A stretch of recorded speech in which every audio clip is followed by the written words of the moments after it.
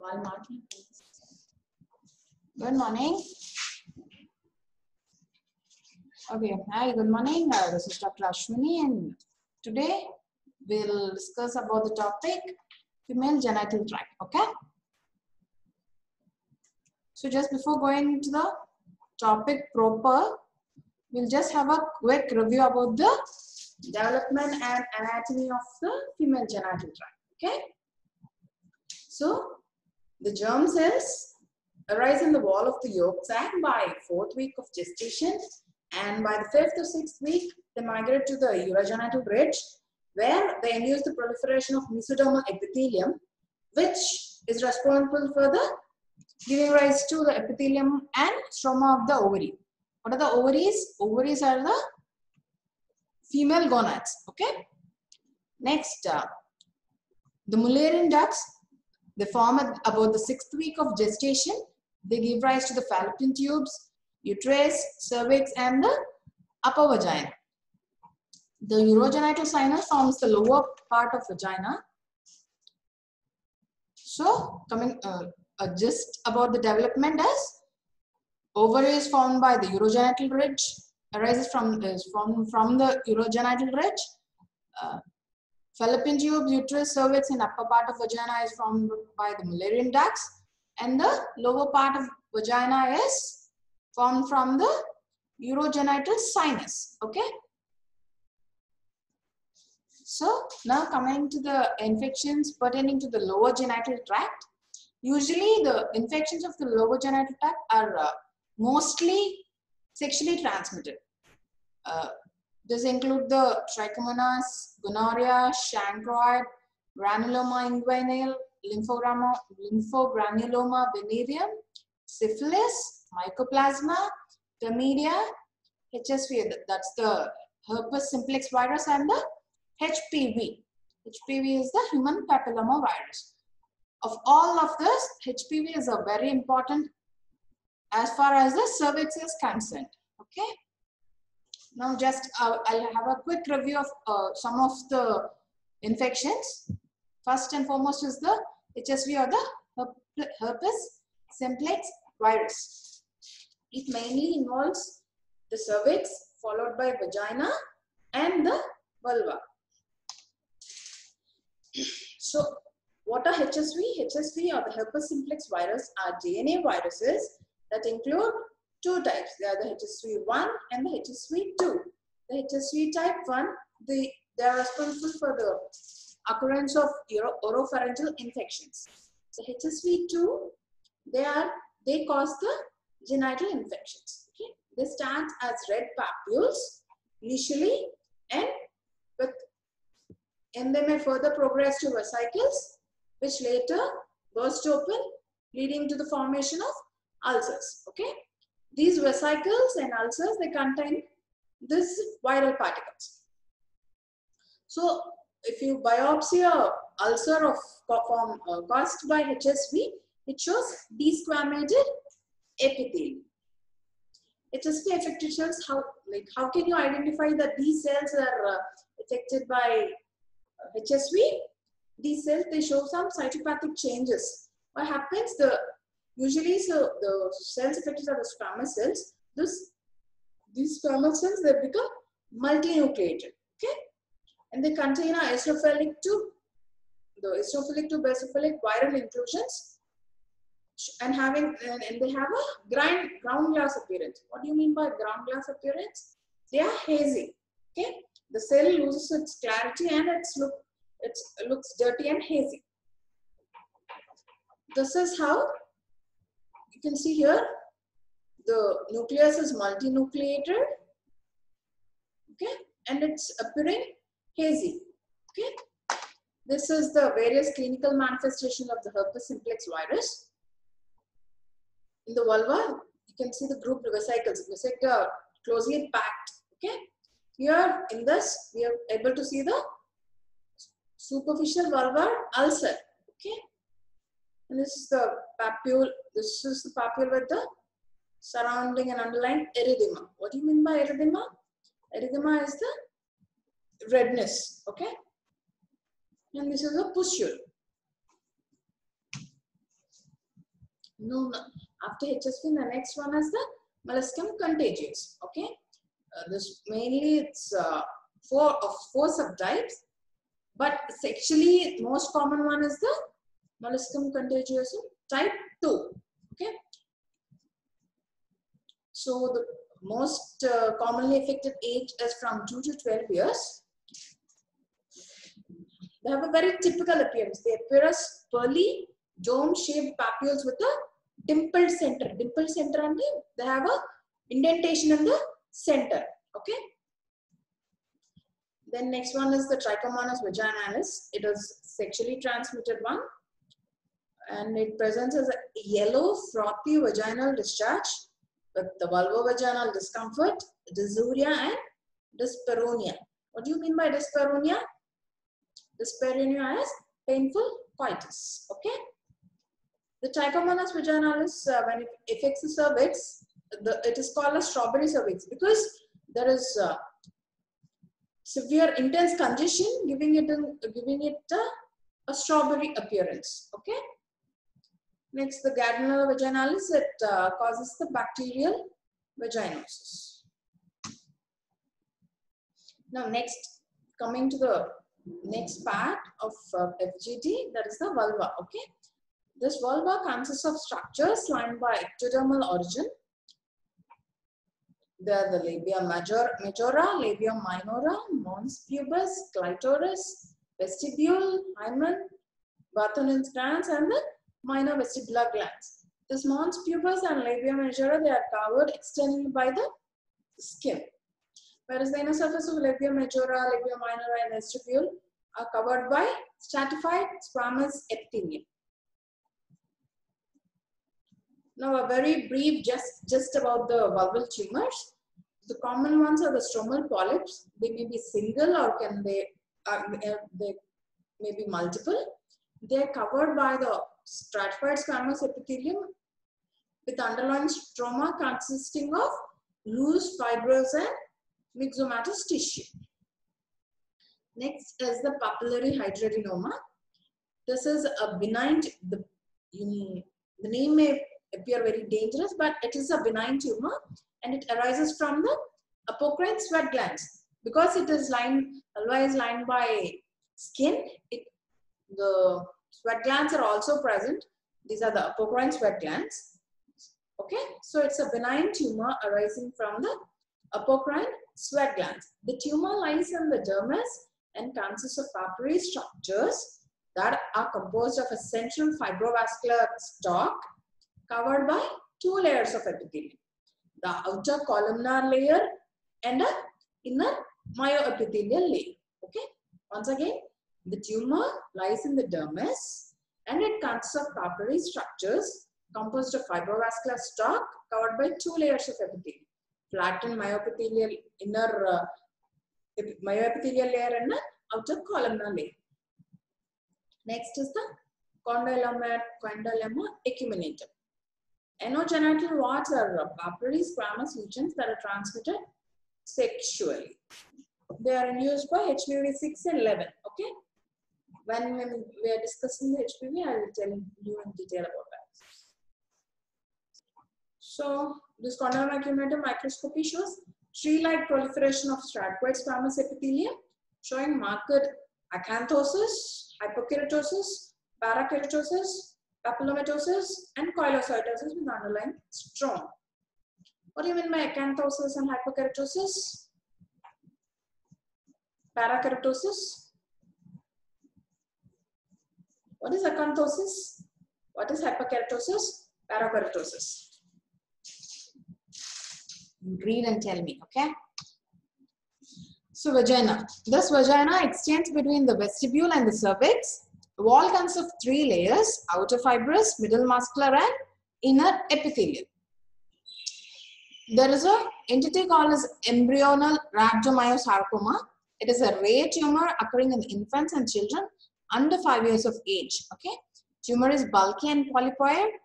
Histologically, groups of round to fusiform cells lie underneath the vaginal epithelium. The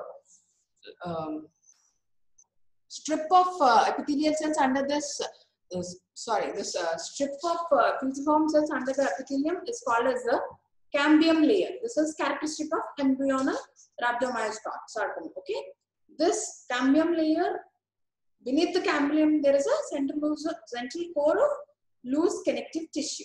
Okay. Now coming to the main topic of discussion for today, that is the cervix. Cervix is a very important topic for you because cervical carcinoma, it's a essay question for you, and usually you get it very frequently. You get cervical carcinoma as your essay question, or maybe in the short or very short. Okay. So cervix consists of an internal os communicating with the endometrial cavity above and an external os opening into the vagina. So what happens? Vagina leads into the external os, then cervical canal, then an internal os which leads into the endometrial cavity. Okay. Ectocervix or portio vaginalis is the part exposed to the vagina, and it is lined by stratified squamous epithelium. Okay. Endocervix is continued with the cervical canal and is lined by columnar epithelium. So cervix consists of an ectocervix and an endocervix. In between there is a transformation zone. This transformation zone is very important because this is where the one epithelium is changing into the another epithelium. That is, the squamous epithelium is changing into the columnar epithelium. This transformation zone is the site of is the site for the cervical cancer. Okay. So here you can see this is the vagina, this is the external os, this is the cervical canal, and this is the internal os, which is leading into the endometrial cavity. Okay. Canal, external os, this is the endocervix, this is the ectocervix. This is the transformation zone. Okay. Sorry. Ecto lined by squamous epithelium, endo lined by columnar epithelium. This is the transformation zone. Here the squamous cells are changing into the columnar cells. This is how a histology looks like. This is all we can see. This is all the squamous epithelium. Okay, stratified squamous epithelium. This is the columnar. You're able to appreciate that the length of the cell is more than the width of the cell. Okay, this exactly, to be exact, is the squamo-columnar junction or the transformation zone. This is the squamous ectocervix. Okay. Now coming to the lesions and cervix. Commonest one is the erosion. What is erosion? It is characterized by columnar epithelium replacing the squamous epithelium, crossly resulting in erythematous area, that is redness of the cervix. It is a typical response to a variety of stimuli including hormones, chronic irritation, and inflammation. Okay. Next is the cervical polyp. What is a polyp? The small pedunculated or sessile masses. Okay. They most originate from the endocervix, and some arise from the ectocervix. The one arising from the endocervix are called as endocervical polyps, and those arising from ectocervix are called ectocervical polyps. They are inflammatory proliferations of cervical mucosa, and they are not true neoplasms. Okay. The lesion is characterized by overgrowth of benign stroma covered by epithelium. That means the surface of the polyp is covered by the epithelium. If it is endocervical polyp, covered by columnar epithelium, and if it is ectocervical polyp, they are covered by squamous epithelium with the underlying stroma. Stroma consists of loose fibrous tissue. Okay. Here, the grossly small bright red. They are small bright red in fragile growth, which may be sessile or pedunculated. So that's why when a polyp, when you see a polyp on through the cusco speculum, vaginally during PV examination. And if you try to sample it, there'll be a lot of bleeding. So it may be mistaken for a malignant growth. Okay. Endocervical polyps are covered by endocervical, squamocolumnar, or metaplastic squamous epithelium, while ectocervical ones are covered by stratified squamous epithelium. Okay. The stroma contains thick-walled blood vessels and fibrous and some inflammatory cells. So polyp, outer covering with a inner stroma. Next is the cervicitis. Itis, wherever you get itis, you call it as inflammation. Okay, so cervicitis, inflammation of cervix. Okay, this can be both non-infectious or infectious. What is non-infectious cervicitis? This is the inflammation of the cervix caused by chemical or mechanical irritation. Chemical onto deodorant or douche. Okay, mechanical is when the diaphragms or tampons are used, they cause mechanical irritation to the cervix and leads to cervicitis. Non-infectious cervicitis are often asymptomatic. The cervix appears red and swollen. The usual signs of inflammation. Histological features are non-specific. The inflammatory infiltrate may comprise neutrophils or plasma cells or lymphocytes or a combination of any of these cells. Okay? Squamous metaplasia of the endocervical glandular epithelium is common in chronic cervicitis. Okay? Often some of the mucous glands are obstructed and dilate to form mucous fills is called as nabothiensis. Okay? What are nabothiensis? When the mucous glands are obstructed, beyond the obstruction, what happens? There is a dilatation of the mucous gland and they give rise to the nabothiensis. They are very common finding during hysterectomy specimens. Now coming to the infectious cervicitis, they can be caused by a variety of organisms like Staphylococci, Enterococci, Gardnerella, Trichomonas. We have come through all this one. Then this Candida albicans and Chlamydia trachomatis. Most oftenly, they involve the endocervix. This infectious cervicitis, they usually involve the endocervix. Okay, and they manifest as some manifest as vaginal discharge. Coming to the candidiasis, it is a common form of vaginitis or cervicitis. It is caused by Candida albicans, which is usually a normal component of the normal commensal in the vagina. Okay. Then, if it is normal, why is it causing inflammation? When there is immunosuppression or when there is diabetes mellitus in pregnancy and broad spectrum antibiotic therapy or an oral contraceptive use, these commensals they convert into pathogens. Okay. Characteristically, what it is characterized by white patchy mucosal lesions with thick white discharge and well, there is severe vulvovaginal pruritus. Histology, the colonies of fungus are present on the surface and they extend into the epithelium, but they never extend beyond the epithelium. Okay, there is mild edema and chronic inflammatory cells are present. As usually, ulcers may develop. Cytological smear, so yeast forms and branching pseudohyphae. Okay, budding yeast forms and branching pseudohyphae. This is how they look. These are the branching pseudohyphae. Okay, this is the pap smear. This is the squamous cell. You see the smear is dirty. It looks dirty with this is all showing branching pseudohyphae. Okay. Branching, right? This is straight and the branch is protruding out from the middle. But these are pseudohyphae, okay? They're not true hyphae.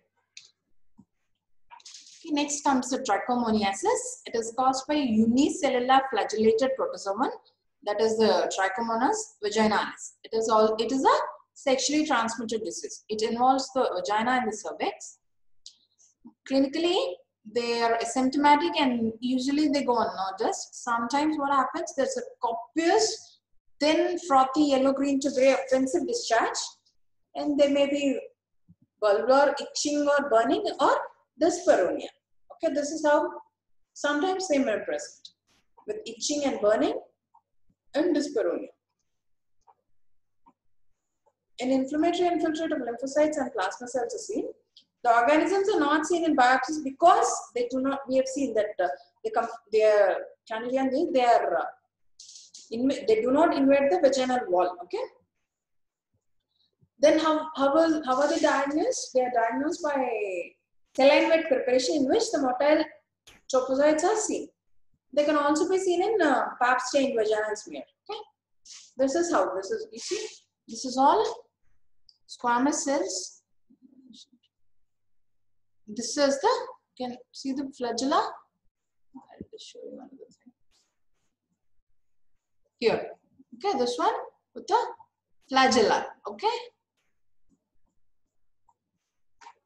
Are you able to appreciate this? Trichomonas with the flagella. Okay.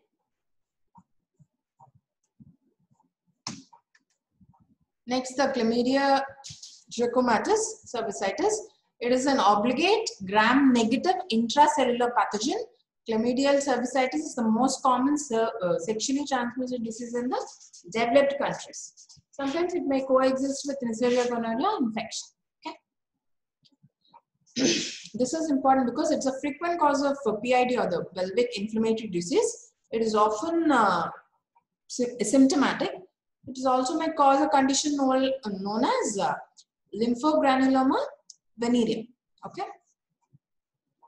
The disease may be symptomatic or asymptomatic. In symptomatic cases, there is a mucopurulent cervical discharge with a reddened, congested, and edematous cervix. It may be associated with urethritis. Okay. What is urethritis? Inflammation of the urethra is the urethritis. Next. Coming to the HPV or human papillomavirus infection. HPV infection of the cervix is quite common. Over 20 serotypes infect the female genital areas. Okay, they cause a variety of different lesions. With the some serotypes cause some lesions and some serotypes cause some lesions. They are classified into high risk and low risk. Okay. HPV infection is associated with increased risk of subsequent cervical cancer. That is why this HPV infection is very important. Detecting the HPV infection is important. Okay, HPV infection is associated with increased risk of subsequent cervical cancer, and so long-term follow-up with attention to the cervix, vagina, and vulva is very much necessary. Okay. Depending on the serotype, it may cause any of the following. Okay, first is the condyloma. This develops in the squamous epithelium of ectocervix. Okay, and in foci of squamous metaplasia of endocervix. This HPV virus, that is the human papilloma virus, it can infect only the squamous cell. So it doesn't. It's the infection of the ectocervix. If it occurs in the endocervix, then the columnar epithelium that is lining the endocervix has undergone some metaplastic changes and got converted into squamous epithelium. Okay, that is only when this HPV can infect the endocervix. Okay, so this develops in the squamous epithelium of the ectocervix and in the foci of squamous metaplasia in the endocervix. Okay, so the condyloma, they may be flat or exophytic and can be, they're called most commonly by type 6 and 11. Okay, this HPV types, these are the low risk type. Okay, 6 and 11. Mild dysplasia is then after condyloma, there is mild dysplasia. It is caused by low risk HPV serotypes, that is the 6 and 11. Okay. High grade dysplasias are caused by high risk HPV type 16 and 18. These are the 16. Sorry. High risk types are 16 and 18, and moderate risk are types 31, 35, 33, and 35. At least these you have to remember. Okay. Low risk are the 6 and 11. Moderate are 31, 33, 35. high risk are 16 and 18. Okay, 6, 11, low risk, high risk are 16, 18, moderate are 31, 33, 35. Okay. So sexual activity causes transmission of HPV. HPV exposure, depending on the immune status, genetic vulnerability, and other factors. If it is a low risk serotype, it causes condyloma. If it is high risk HPV serotypes, then it causes SIN. What is the SIN? We'll deal in a while. Okay. Persistent infection, it leads to high grade SIN, invasive cancer, and metastasis. Okay. Now coming to the today topic, cervix carcinoma. Okay, it is one of the major causes of cancer-related death in the women, especially in the developing countries. Okay, most common cervical cancer is squamous cell carcinoma. There are other types as well, that because squamous, then the endocervix is lined by columnar. So, and there are many glands. So, what are the different cancers you can see? Squamous cell carcinoma, adenocarcinoma. Other ones are neuroendocrine carcinoma, etc. But the main things are the squamous cell carcinoma and the followed by adenocarcinoma. Nowadays, there is a dramatic improvement because of early diagnosis and treatment. The wide use of pap screening lowered the incidence of invasive cancer. Now, I've told you about SIN and SIL. What is SIN? First, you have to know what the definition of SIN. Okay. Cervical intraepithelial neoplasia. This is called as SIN. SIL is squamous intraepithelial lesion. Okay. What is the difference between SIN and SIL? We'll be discussing in a while. All invasive squamous cell carcinoma arise from precancer epithelial changes referred to as SIN. SIL is the terminology used in cytology, whereas the SIN is the terminology used in histology. Okay. What is dysplasia? You've come across these terms a lot of times. Basically, the term dysplasia means bad molding. Okay. Depending on the thickness and mold, dysplasia can be graded into mild, moderate, or severe. Okay. SIN 1, SIN 2, SIN 3. SIN 1 is mild, SIN 2 is moderate, whereas SIN 3 is severe. Okay. So, SIN, SIL. Okay. SIN is cervical intraepithelial neoplasm and SIL is squamous intraepithelial lesion. Timely detection and diagnosis of SIN is essential in preventing the development of cervical cancer and therefore providing curative treatment. It's not that all cases of SIN, they progress to invasive cancer. Okay. Sometimes the SIN may spontaneously regress. Okay. Regress means they can altogether disappear. Okay. The risk of persistence or progression to cancer is more in high-grade precancerous lesions which are associated with high-risk types. So, if the SIN is caused by high-risk types, that's when there is higher chance of progressing to invasive cancer. Okay. See here, one cell has acquired some mutation.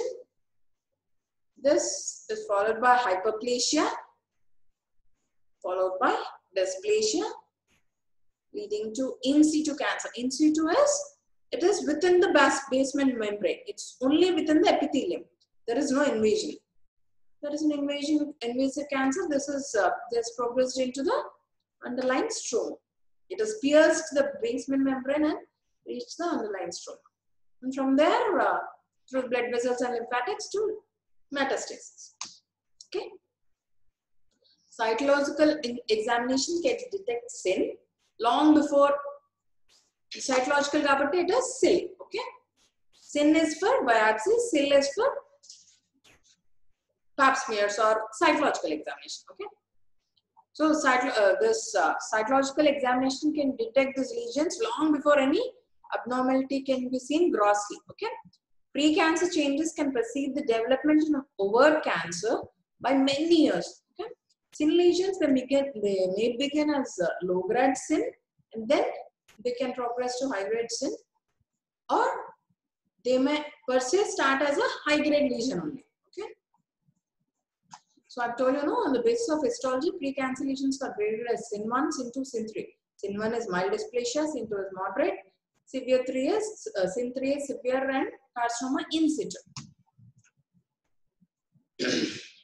There is a Bethesda system is the reporting system for cervical cytology. Okay, so you have to remember what is this Bethesda system. It is for cytological reporting of cervical smears. Okay, what this Bethesda system did? Sin is Sin 1, Sin 2, Sin 3, right? They re-register into 2 grades of SIL. So it is L-SIL and H-SIL. L-SIL means low-grade squamous intraepithelial lesion. H-SIL is high-grade squamous intraepithelial lesion. L stands for low, H stands for high. Okay. L-SIL, it corresponds to Sin 1 and is a flat condyloma having coilocytic atypia. I'll tell you what.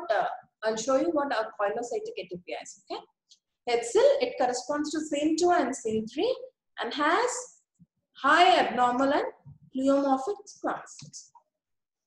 This is how a normal ectocervix looks like. Okay. Here you're able to see this is called as a coilocytic atypia. What is happening?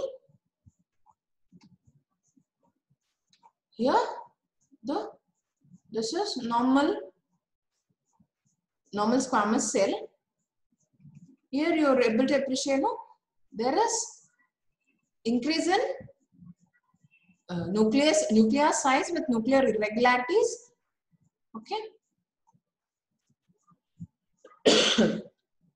This one A, it is a flat condyloma with prominent coilocytic atypia of HPV in the upper epithelial cells as evidenced by prominent perinuclear halos.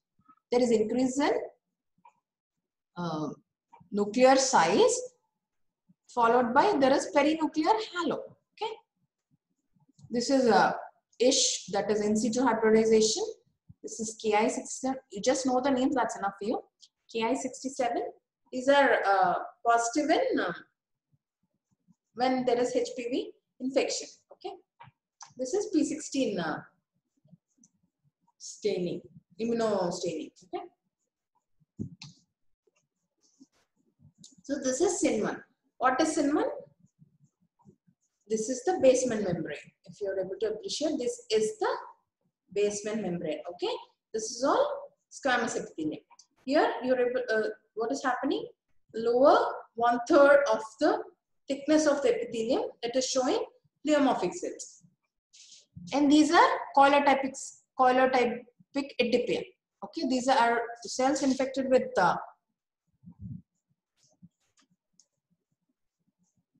these are the cells infected with HPV, showing perinuclear halo and an enlarged nucleus. Lower 1/3 of epithelium is replaced by pleomorphic squamous cells. Sin 2 with progressive atypia in the layers of the epithelium.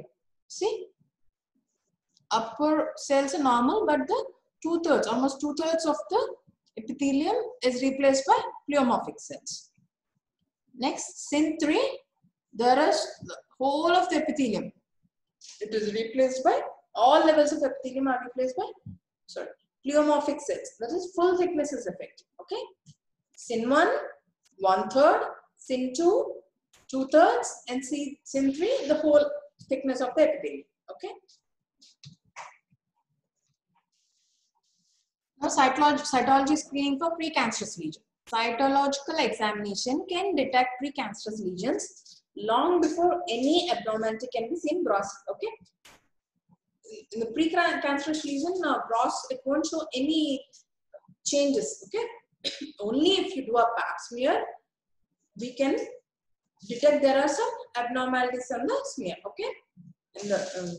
In the cervical epithelium. For cytological examination, the cervix is examined and the cells lining the cervical wall at the transformation zone are scraped a sample with a spatula and these are spread on a slide. Then they are fixed, stained with the Papanicolaou stain and they are examined under a light microscope. This screening for precancer should be done on all young and old women. Usually, preferably, they start at the age of 21. Okay, this is how a pap test is done. Okay, this is a, what you are seeing, this is a Cusco speculum. This is the Ayer spatula. Okay, these are the two prerequisites for a pap smear to do. This is a Cusco speculum, Ayer spatula. What you do, you have to sample the 360 degrees, complete 360 degrees of the transformation zone. Then that is removed and the contents of the spatula are spread or transformed onto the slide, and this slide needs to be fixed. Okay, and it is done and stained with Papanicolaou stain. So Cusco speculum, Ayer spatula are the two instruments that are needed to perform a pap test. Screening. The pap smear detects early HPV infection. Screening between ages 20, screening between age 21 to 29. Cytology screening should be done for every 3 years. There is a HPV DNA in situ hybridization test. Okay, that in situ hybridization test called the digene hybrid capture test to identify the viral strain. Why you need to identify the viral strain? Because it is different. There are different serotypes, so some carry a high risk where some are low risk traits. Okay? DNA, usually it's not, it is advisable not to use the DNA screening test before the age of 30. From 30 to 64, screening by cytology plus HPV test for every 5 years. Okay? This is the normal protocol that is laid out. In cytology smears, we separate the precancer lesions into 2 groups. I've told you, L cell and H cell. L cell is the low grade cell. It includes SIN1, and high grade cell includes the SIN2 and SIN3. Okay.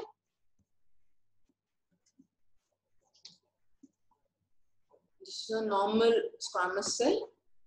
Mild dysplasia, moderate dysplasia, severe dysplasia. So what changes are you seeing from here to here? There is a increase in nuclear size with decrease in cytoplasm.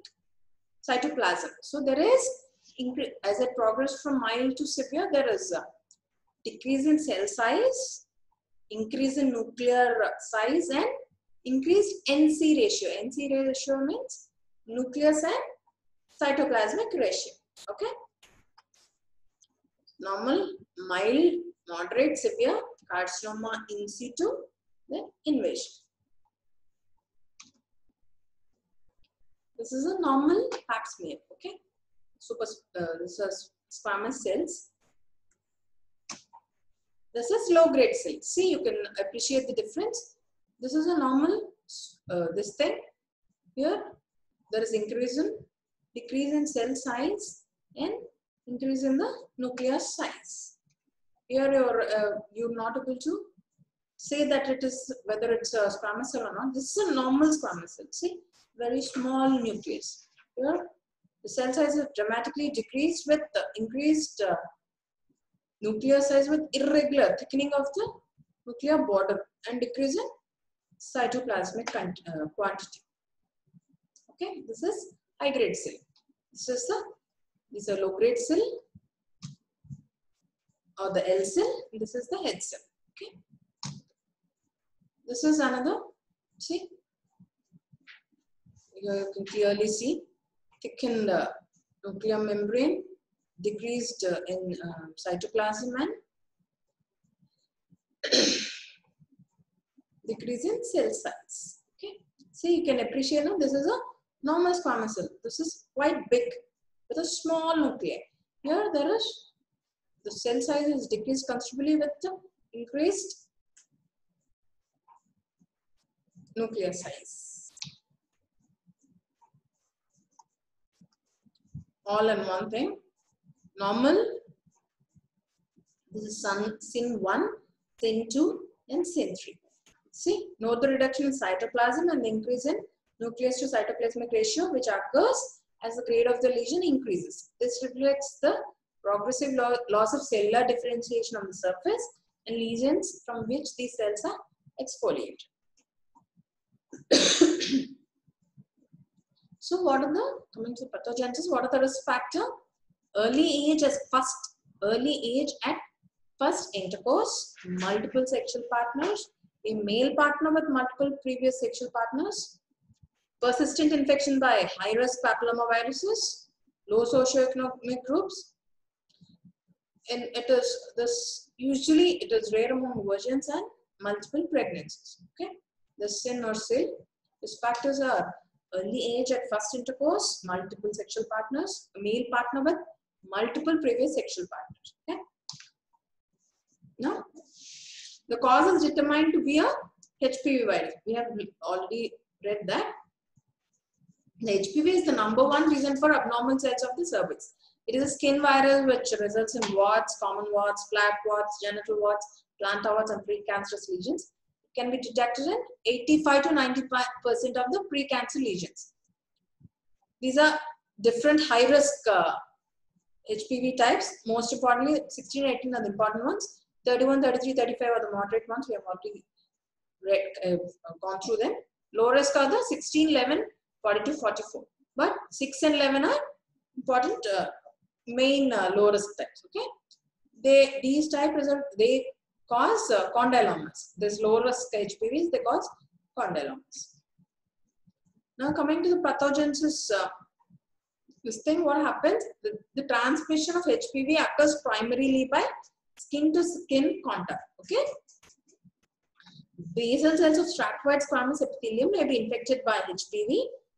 Other cell types appear to be relatively resistant. So usually the basal cells are the ones that are affected by the HPV. Okay, it is assumed that the HPV replication cycle begins with the entry of virus into the cells of the basal layer of epithelium. Okay, once inside the host cell, this HPV DNA replicates and progresses to the surface. HPV DNA replicates and this progresses to the surface of the epithelium. Okay, in the basal layer, viral replication is considered to be non-protective. So basal layers only are affected, but once the cells move from the basal layer to the surface, that is when the HPV DNA replicates. High-risk HPV types can be distinguished from low-risk types. How?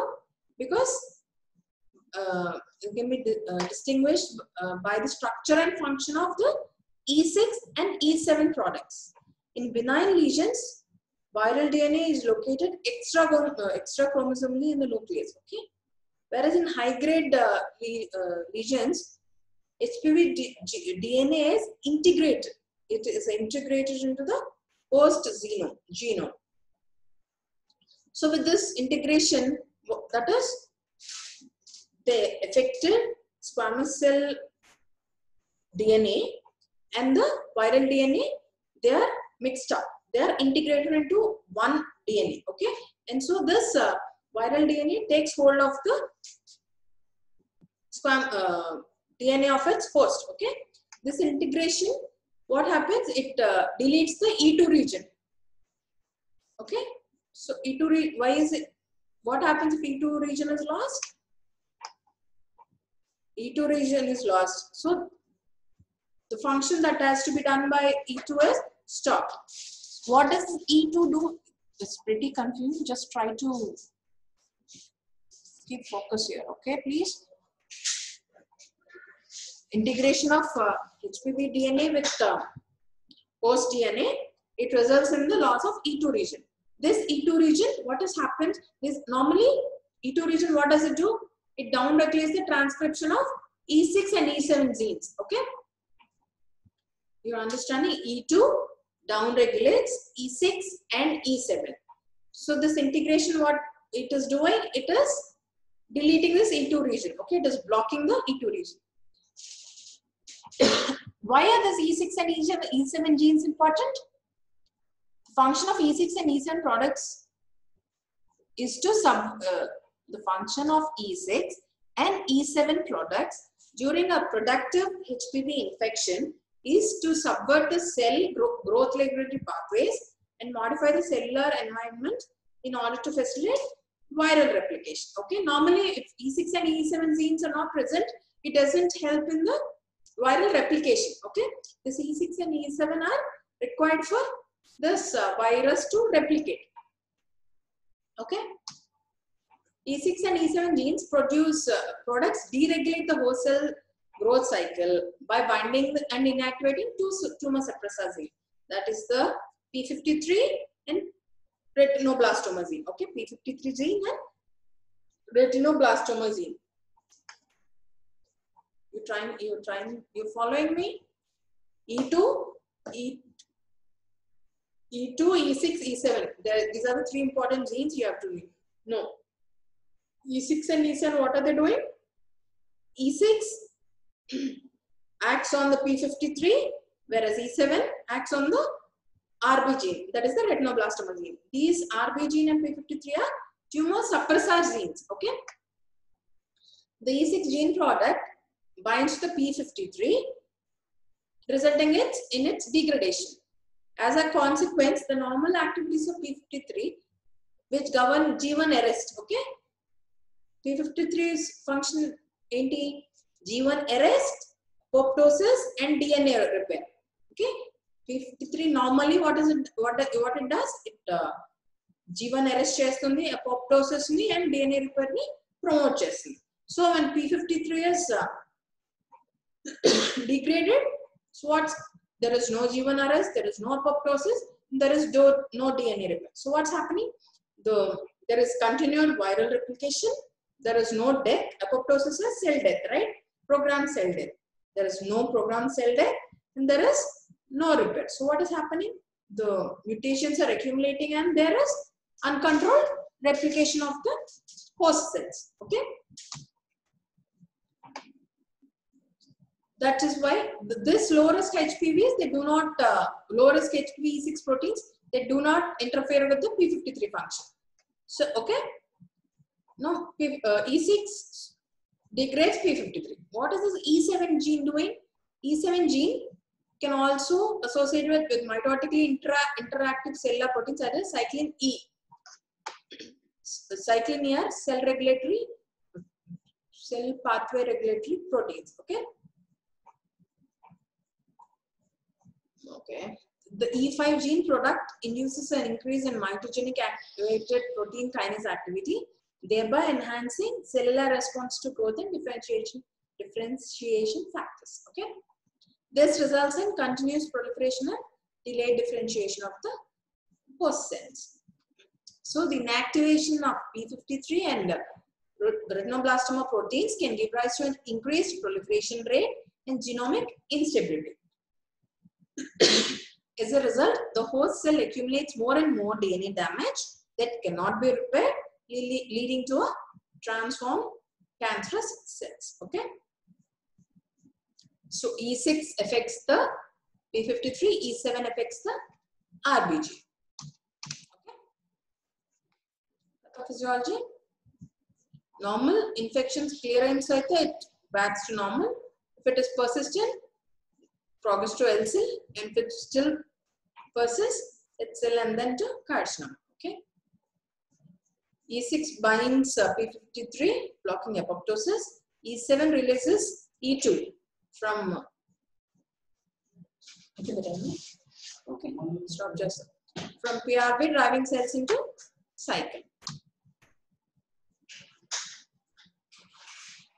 Okay, signs of SIM. There are no visible symptoms that you have dysplasia of cervix. So only thing that can detect is a pap smear. That is why it is advisable to have regular pap smears. So invasive cervical cancer, 75 to 90% of the invasive cancer is squamous cell carcinomas. The remaining are the adenocarcinomas. They are appearing in younger women with a peak incidence at about 45 years.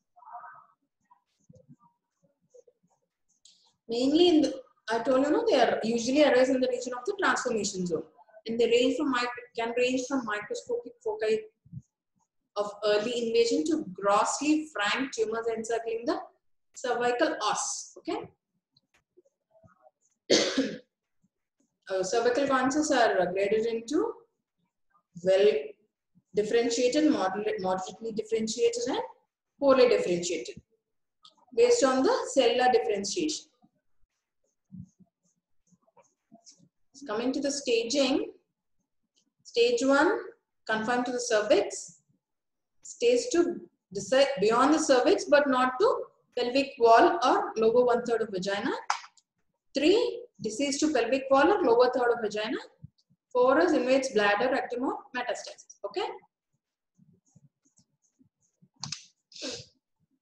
Many of the cervical cancers are diagnosed in early stages because of this introduction of pap smear, and vast majority are diagnosed in the pre-invasive stages. Okay, more advanced cases are seen in women who either have never had a pap smear or waited many years since the prior smear. Okay, so that is why it is periodically you have to get a pap test done. The early stages of cervical cancer may be completely asymptomatic. Vaginal bleeding, contact bleeding, or a vaginal mass may indicate the presence of. So, vaginal bleeding, usually in the postmenopausal age, is a sign that should not be neglected. Okay. Moderate during sexual intercourse and vaginal discharge are some of the symptoms of cervical cancer. Advanced cervical cancer, anything, or there will be in any cancer, if it is advanced, there is a loss of appetite, weight loss, fatigue, pelvic pain, back pain, leg pain, swollen legs, heavy bleeding from the vagina, fractures, and so on. Okay. This is the clinical course of the cervical cancer. Treatment, it varies on the different stages, but hysterectomy is the main first step. Afterwards, it can be followed by radiotherapy. This is how a normal cervix look like. See, here you can see there is a congestion, severe congestion, and a friable reddish mass. Okay, this is normal epithelium. Here it is. You can see the pleomorphic cells, and through the basement membrane, island of cells are protruding down into the stroma. This is another picture showing a highly fungating and exophytic mass. Okay, this is a hysterectomy specimen. This is the uterus, ovary. This is whole of the cervix showing a mass. This is a well-differentiated squamous cell carcinoma. These are what you call as squamous pearls. Okay, when pearls are present, you diagnose them as well-differentiated squamous cell carcinoma. Okay, see, these are all malignant squamous cells with squamous pearls. This is a microscopic invasive foci. This is the normal, I'm sorry, not normal, malignant squamous epithelium. This is also an island of malignant squamous. Okay, today we have come to the end of a topic. Tomorrow I want you to read, okay, this pathogenesis of cervical cancer. Okay, this is a very important question for you. Okay, thank you. Tomorrow just have a brief this thing about the uterus. Okay, it's a very small topic, but you'll understand better if you just go through it once. Okay, thank you. Have a great day.